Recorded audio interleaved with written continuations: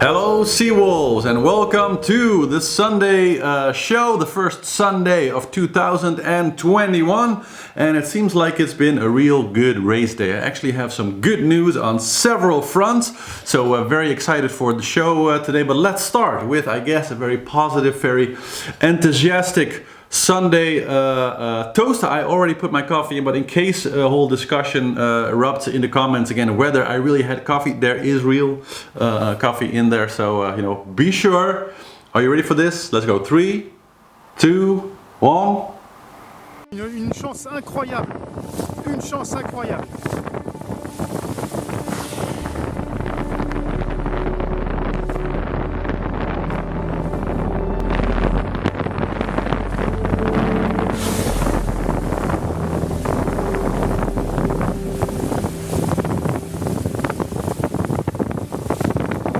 La chance d'avoir des dauphins, ça c'est cool. Allez, trace du bateau. Wouh.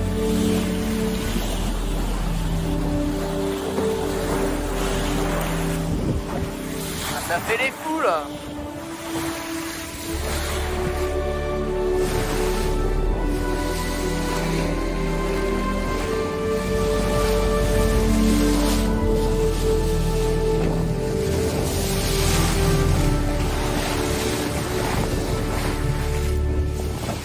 Salute.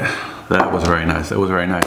So first of all, I want to thank you all, Seawolves, for the very interesting discussion that erupted yesterday after I presented my idea of a more Formula One course-like race course for the ACE75s.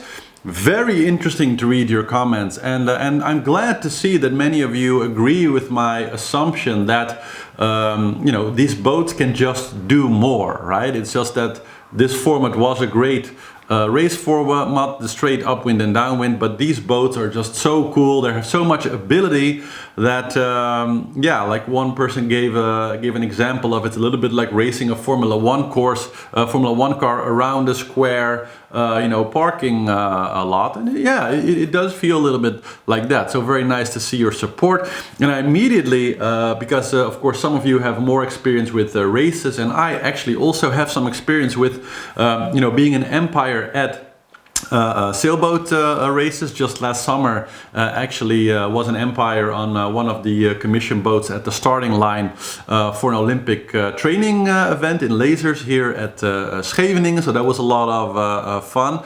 And so I know how difficult it is to maintain a race course, because the wind shifts, and then you need ribs to go get the buoys and position everything so you have a good upwind downwind, and I know the everything that comes that's involved with doing that. So I know the complexity, with some of which you pointed out and saying, yeah, that's really nice if it could work, but the wind of course is always changing. And that immediately gave me another good nerd idea, excuse me for nerding a little bit, but that is a little bit what this channel is about, right? So that's actually part of the fun, I think. And I was thinking, well, maybe it is very hard to have a track like this and adjust it based on wind changing, but we could actually solve that with some cool new technology. And I don't believe for a second that we right now in 2021 do not have the technology to create a buoy that is self-locating. So you all know that we have drones, right?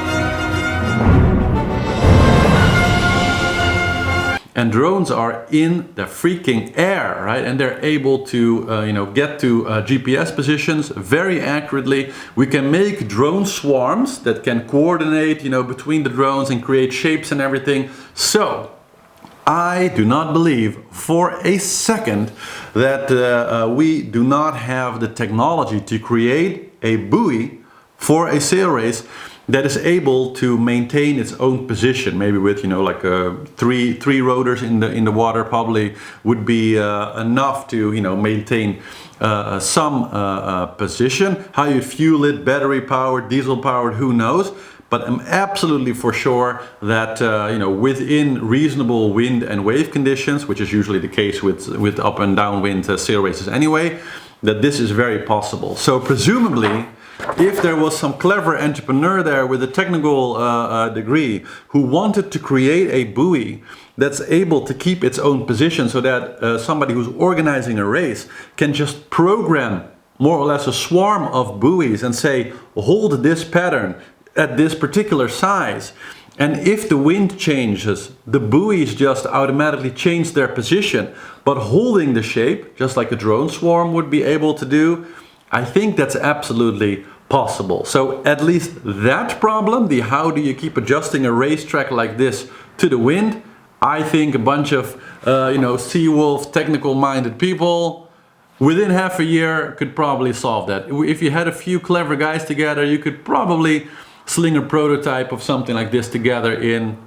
2 weeks, maybe, if you had the right people together. So perhaps there is a clever entrepreneur there amongst you who happens to have the right technical insights and degrees to maybe sling something together. I'm just saying, how many sailing races are there in the world? Probably quite a few, right? And they go on all year long based on the changing seasons also, right? So I think for a clever entrepreneur who wanted to add a nice new product to their business line, might not be a bad idea to look into it. So all that I ask, that if this becomes a success, just, you know, throw a little something back to Seawolf so we can keep growing the channel, right? So that's just something that I wanted to throw in there this morning for you also. And now let's get into the first race, which is the Jules Verne, of course. And we have some good news, because as you can see here behind me, and I can take you in here also, that the part possible at 48 to 72 Hare means that it's likely that there is another possible launch window for the Jules Verne record coming up. So with a little bit of luck, let's you know, all put our hands together. With a little bit of luck, we might see Gitana 17, the Edmund de Rothschild trimaran, make another record attempt somewhere, hopefully in the next 48 to 72 hours. So I'm very excited about that. I hope you guys are really looking forward to it also. And as I said, if they start again, I'm going to try to do my best to get you all daily updates and some amazing onboard shots of all the goings on during the record attempt. So I'm really looking forward to that. That brings us, well, let's go for a moment to the America's Cup. So yesterday races again, and yeah, sad to see that Team Ineos UK still in a lot of trouble with their foil. So it seemed for a moment like they maybe had solved it and were flying good again. But then in the race against American Magic, they again ended, you know, and were at a major setback of over a minute behind for basically since the start.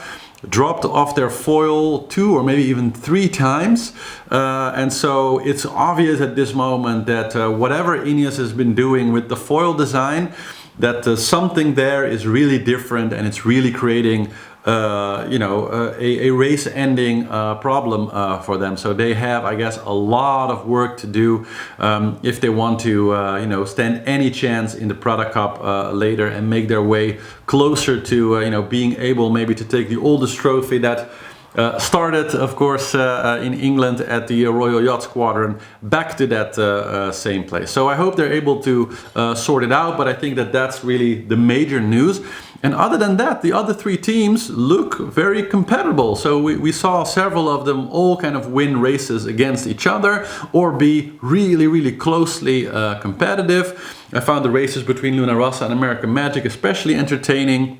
Because we saw a bit of that Italian, you know, feistiness and fight, especially in the start box, which was very entertaining, I think. So there are definitely great parts to the race, and we'll have to see how it develops further. But that's kind of what I'm seeing, you know, right now. So that brings us straight on to the Vendee Globe today.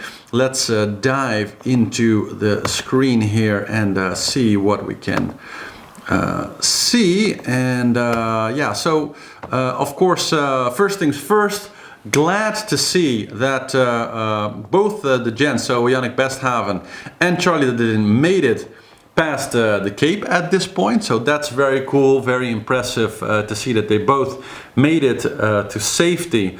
On the other hand, right now, speed of Yannick Bestaven 12 knots over the last 4 hours. 7.6 knots, while he's in relatively light wind, but it seems lighter to me than necessary. And he's lost quite a bit of miles after the Cape. So I'm not exactly sure what is going on there. I haven't heard any messaging or saw anything saying that he broke anything or that he's having a problem. But it seems right now, if I look at the screen and you're looking at it with me, that his nose is not really pointing in the direction that I would think he'd point it in. I think he would sail, you know, to a higher point. He's also not sailing towards shore, so I'm not sure what's going on there, but his speed seems to me somewhat suspiciously low of late. So I'm not exactly sure what is going on there. See a similar thing with PVA Charlie Dalin right now doing 9 knots. So again, I get it in the really high sea state with the high waves that they are generally putting their speed back to around maybe 10, 11 knots. That makes complete sense. So if I look over his last 4 hours when he was, you know, passing the Cape and going at 11 knots, that makes total sense to me. But what's happened to Yannick now with a 7.6 average over the last 4 hours in winds that I think would enable him to do at least quite a bit more like that, and now we see his speed go, you know, up to 12.6 right now.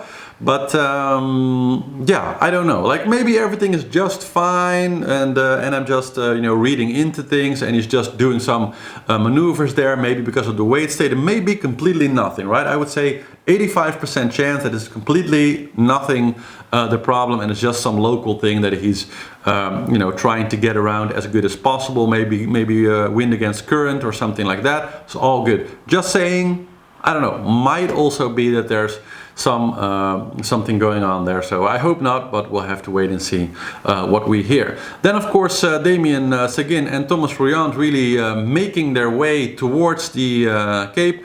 Both gents actually doing really nice speed, so 16 something for Riant, and Damien even a little bit faster with 18.5 right now and a 4 hour average of 17. And yeah, the weather looks really good for the whole group of hunters. After that, you can see that we have some pretty strong weather here, which of course is heading for the Cape. So I'll zoom out a little bit here and go to the prediction. So as you can see, every hour that's going to keep getting closer. And most of the hunters will be able to pass the Cape before the worst of this moves through. Now it is going to die down a little bit in power, so as it hits the Cape, like here, this is really kind of the worst of it, and then it seems to dissipate quite fast. So that's kind of nice, that it will really kind of break on the Cape and hopefully not create too many problems there. So they have relatively mild weather. But it still is pretty strong. So if we look at the point, if we zoom in a little bit, the point where most of the hunters are expected to pass the Cape here, we do see wind speeds of, well, you know, 29, 30. If we go a little bit, we see a little bit stronger wind, so 30, 33, etc. So nothing, no way near what Yannick and Charlie went through when they had, of course, the 42 knots predictions and gusts probably over that. But they likely will have knots up to maybe 40, wind speeds up to maybe 40 knots. So that's still pretty intense, right? And I do think that when we look at the prediction here, we see them passing by the Cape very closely. But I think that that is likely not going to happen. I think actually in order to avoid most of the waves, because that's something that most people don't maybe know, but the depth of the ocean near Cape Horn, because it is kind of, so the Horn is basically connected to Antarctica. Now Antarctica of course is way, I'll show you here on the map, Antarctica is of course way down. But this swoop here, they are actually connected, kind of, when you see this orange, that's just the weather, so it has nothing to do with the ground floor here.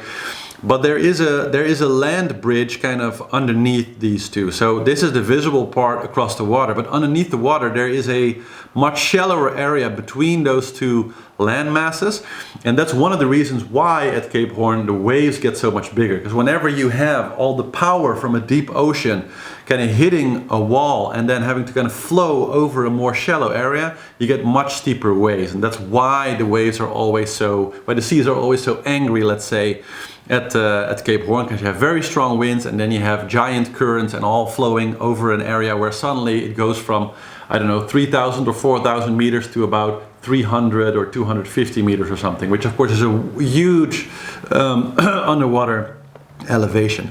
And so most likely they're going to stay away from being very close to the shore. So Thomas took an interesting course, really cutting it very, very close, while you see that Thomas took a much wider range.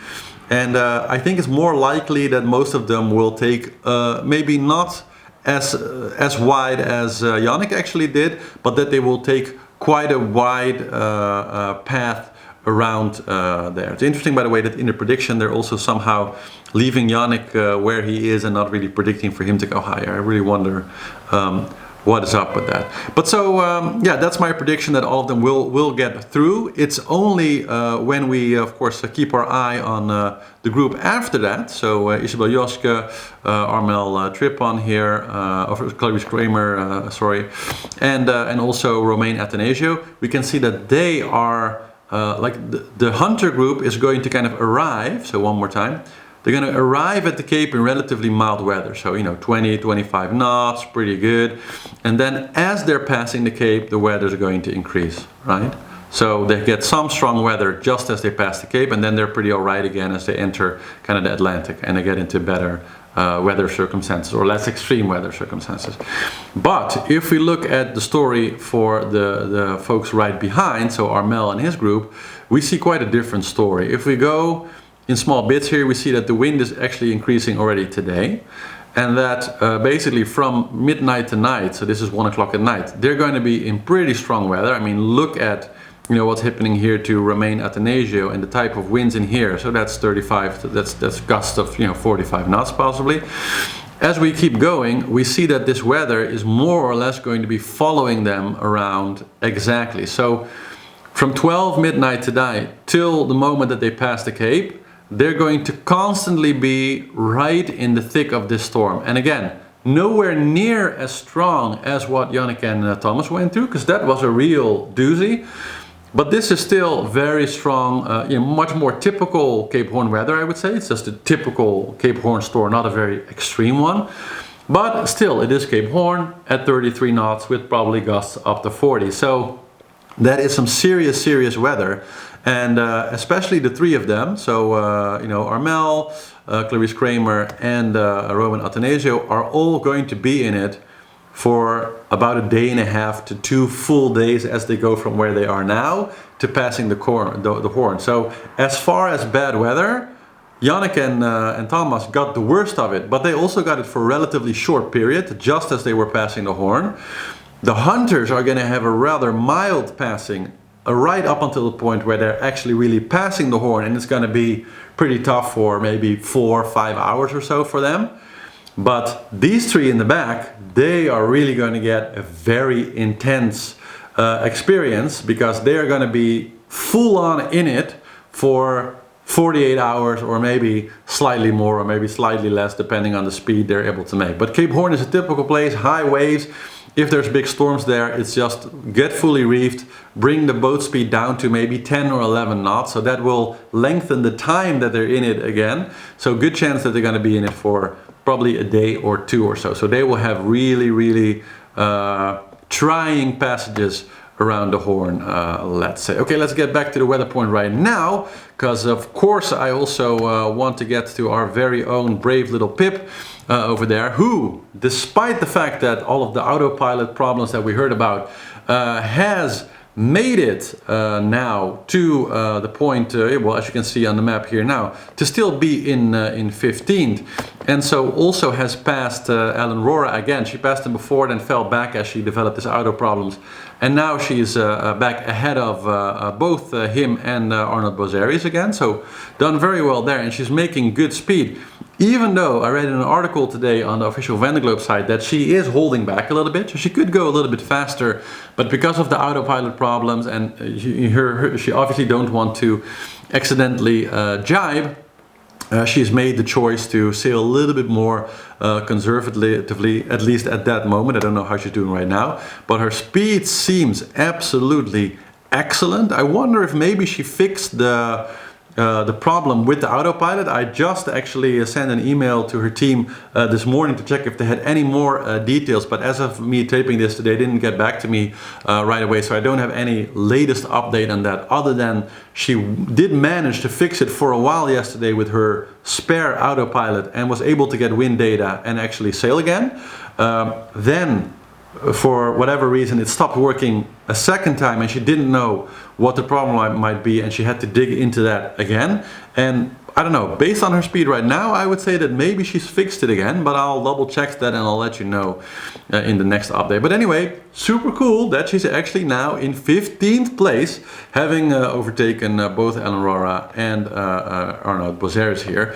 Then Alan Roura really in a lot of trouble again. So we talked about him having just a major problem with hydraulic oil for his keel ram earlier in the race, which cost him his place in the leaders of the fleet, because Alan is obviously a fantastic sailor who absolutely should have been, you know, in the head of the fleet, but because of all these technical issues, he was held back a lot in the beginning of the race, and now it seems that he's really got a major hydraulic problem. He posted a video actually about it. Ben voilà, pour la deuxième fois dans cette course, on a un problème de quille. La durite a explosé là dans l'empannage. Il y a de l'huile partout. Il y a de l'huile partout. J'ai même plus envie de pleurer là. Je suis désespéré. J'ai essayé de bidouiller là avec une autre durite, l'ancienne. Voilà, c'est l'hécatombe. Il y en a partout, partout, partout, partout, partout. Ça en a mis partout. Voilà, il y en a même dans la cellule de vie, encore une fois. Voilà.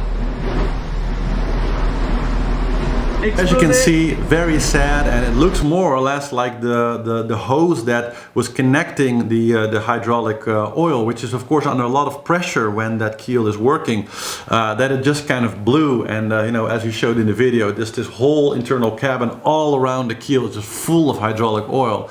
And you know, if you've ever had some oil leak into the interior of your boat, thank God it never happened to me, but I had some leak into my engine room, for example. You know, whenever you change things or whatever, it always tends to leak a little bit. And you know, for all the boat owners here, we all know what absolute you know, delicious hell it is to have to you know, really clean it up and really get it off so that it doesn't become all slippery and sticky and starts to look like dust, and it's just the most horrible stuff to get onto anywhere is dirty oil, right? And so that's what's happening to him. And so right again, it's going to be just a whole lot of trouble, first of all, to fix this, because as far as I see, he was in the video saying like it's just a huge problem and I don't know how to fix it right now. But also after fixing it, if he succeeds in that, the cleanup is also a massive problem, because that oil is going to keep spreading through your cabin, right? You touch something, you get a little oil, you touch another place, and it's you know, it's very much like a virus almost. Like once it's on somewhere, or you step in it with your foot and you have a few footprints, and then it spreads to other places. It's just horrible. It gets into everything. And of course, for safety, with slippery oil everywhere, that's really also something that can create very dangerous situations in your boat where you might slip and hurt yourself, etc. So this is like one of those problems that really can cause lots of other problems again because of it. So I really hope that he manages to solve it again. And yeah, we'll have to see. His boat speed right now is okay. He seems to be doing 16.4 knots, more or less the same as Pip. But if his keel is in the right position and the rest of his boat is okay, he would be able to just keep sailing normally on his autopilot, and it wouldn't really be a real problem until he had to jibe and move everything over, maybe through the oil and everything. So there could be that, or it could be that, you know, by now he has rectified the problem again, at least a little bit. So we'll have to see what we hear about that tomorrow. Now Arno Bozeris also doing very nice, a little bit slower as he's having some stronger winds and probably some bigger sea state, but they're more or less, all three of them are nicely keeping up with Pip, just wonderfully outpacing the lot of them a little bit, which is very cool to see in her old boat, basically outrunning two you know, relatively new foilers. Then Jeremy Bijou on board of Chirel, really getting very close now and doing nice speeds, also 14.6, little slower than Pip at the moment, so no danger of him overtaking right away. But you can see that he took a little bit of a northern route. I think probably because if we look a little bit at the larger track, we see that most of the sailors took a very southern track right across the ice line there. But then, as you can see, all the tracks here are kind of forced to go up again quite a bit in order to make the swing around the Cape. I think that Jeremy is planning to go a slightly higher but straighter path. So I think that he's going to start to, you know, go more downwards in about maybe 12 hours or so. And I think he'll pursue a course that is more parallel to the ice line, but doesn't maybe get so close to the ice line again, in order to save himself the extra up and kind of make a very straight line and save some miles like that and just go through that whole thing very smoothly. But it's just my intuition. I don't know, we'll have to see what he actually does. Then behind there, of course, Stéphane Ledérigeon and Didac Costa, both doing okay speeds. I would say they should be able to go a little bit faster in the wind they're on, but the angle is rather, you know, hard, and they're moving into stronger weather now, so they'll probably be a little bit slower even than what they are right now. And the rest of the aft of the field, as you can see, they're all tightly hugged along the ice line, making relatively good speeds, also 14, 13 knots, etc. Nothing too crazy going on, or any breakages or anything like that I heard about. And yeah, we see on Merci Sébastien Destremeux, if we look at his track, going around really like this along the race course. So it looks like he's probably still having lots of problems with his autopilot as before. And yeah, that's pretty much what's happening in the race right now. And yeah, I hope mostly that Ari will be able to, or sorry, that Sebastian will be able to, you know, solve the problem, and that he doesn't quit the race. I think that Sébastien Destremeux's situation is very much like that of Peter Hirema. He was also, of course, in last place at some point, just battling just endless autopilot problems. And like he said in the interview, when he came close to New Zealand, was very close to say, you know, screw it, I'm going to stop this, and I'll just put the boat on the hard, and I'm going to go home because it's just not worth it like this.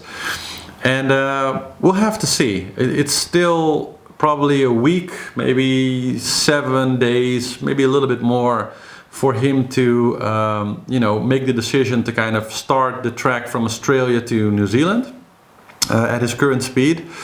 And somewhere in there he's probably going to make his decision. And so I hope that he's able to fix his autopilot before then, or get it to some stably working way before then, so that he'll actually stay in the race. Because after all he's been through, and you know, his epic mass walk in the middle of the Vendee Globe, which was super cool, I just really hope that that he'll be able to make the choice to continue, and in the end hopefully finish the race. But so yeah, that's the state of the race as far as I'm concerned right now. And so that's it for the Sunday show. So thank you all again for watching. Make sure to give the video a thumbs up if you liked it, and make sure to subscribe and hit the bell icon to get notifications whenever there are some. And for all the other information and for supporting the channel, please go to seawolvestv.com. Thank you all very much. Have a great Sunday, and I'll see you again for the Monday update tomorrow with a delicious cup of coffee. Ciao!